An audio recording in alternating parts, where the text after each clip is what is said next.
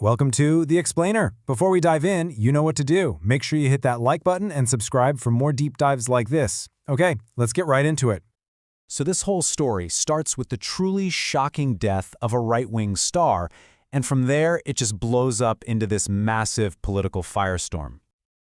Okay, so here's the victim, Charlie Kirk. You probably know him, a major ally of Donald Trump. On September 10th, he was shot and killed. He was just 31 years old. And here's where things get political. I mean, instantly. Before the police even had a suspect, before anyone knew the motive, Donald Trump puts out this 4-minute address, and he's already pointing the finger directly at his political opponents.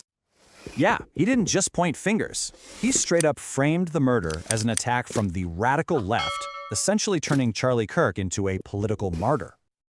Okay, so you gotta ask, right? Who was the shooter? What was his deal? And did he actually fit the profile that Trump was painting?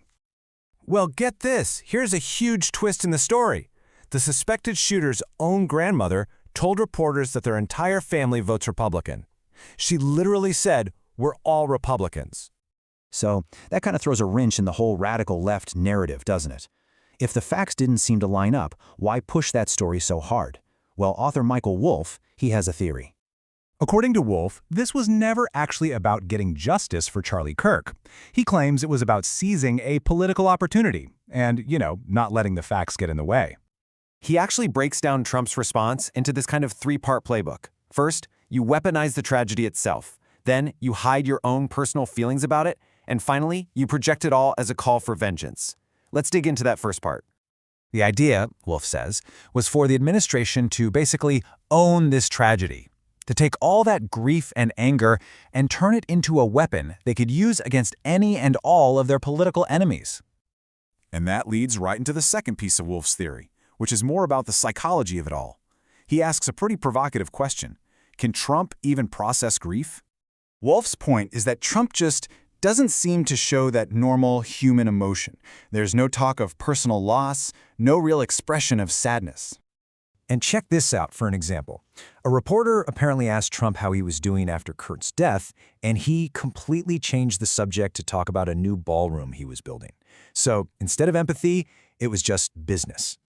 And that's the final piece of the puzzle, according to Wolff. Because that feeling of grief can't be expressed, it has to go somewhere, right? So it gets twisted into this raw call for vengeance, aimed squarely at the left. So there you have Wolff's theory. It's all a cynical political move. But what did the White House have to say about that analysis? Well, when they were asked for a comment, let's just say they didn't hold back. Get ready for this.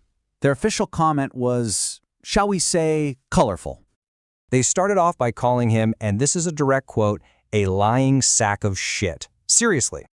And they weren't done. Next, they claimed he routinely fabricates stories and that it all comes from his sick and warped imagination.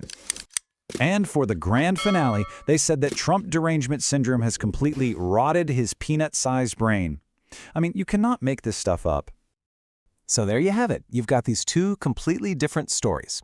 One side is saying this is a calculated, cynical, political plot. The other is saying that theory is just a complete fantasy cooked up by, well, you heard what they said. This whole thing really leaves us with a bigger and honestly a kind of disturbing question, right? In our politics today, is everything a weapon? Is every tragedy just ammunition? Let us know what you think in the comments below, and we'll catch you on the next Explainer.